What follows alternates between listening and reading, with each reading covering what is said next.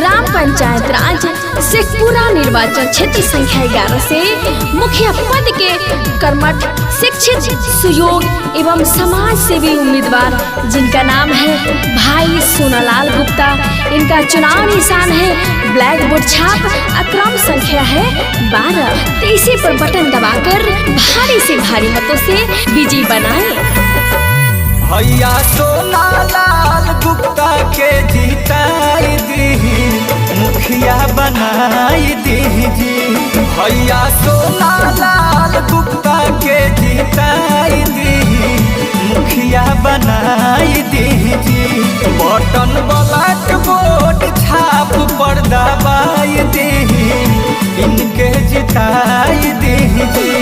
ए चाचा, ए चाची, भौजी हो, रौरा सबके अपन भाई सोनालाल गुप्ता के चुनाव निशान बा ब्लैक बोर्ड छाप, क्रम संख्या बा 12। यही पे बटन दबावे के बा, भैया के भारी से भारी मतों से विजयी बनावे के बा। तो ये भैया भुलाए के नहीं खे, याद रखे के बा ब्लैक बोर्ड छाप, क्रम संख्या बा 12 नंबर पर बाटे ब्लैक बोर्ड निशानवा, ओही पर दबैहा भैया अब किर बटनवा।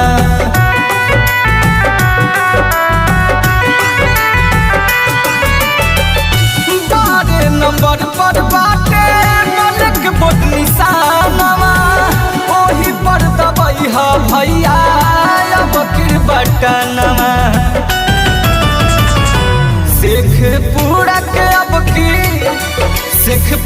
के अब किर भागिया जगाइले, मुखिया बनाई दीजी।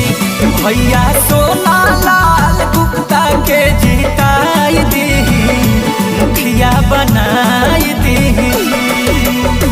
ना भूले के बाद ना भुलाए के बाद, ए भैया ना भूले के बाद ना भुलाए के बाद रौरा सबके अपन भाई सोनालाल गुप्ता के चुनाव निशान बा ब्लैक बोर्ड छाप, क्रम संख्या बा 12।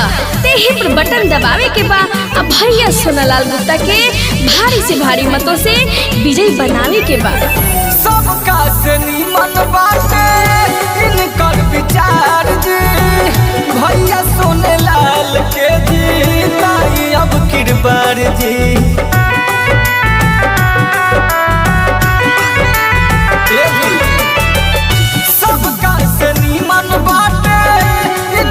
विचार जी, भैया सोनालाल के जिताई अब किरबार जी।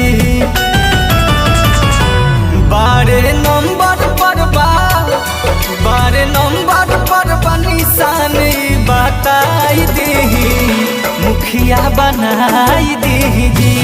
भैया सोनालाल गुप्ता के जिताई दी, विजयी बनाई दीजी। BNC recording studio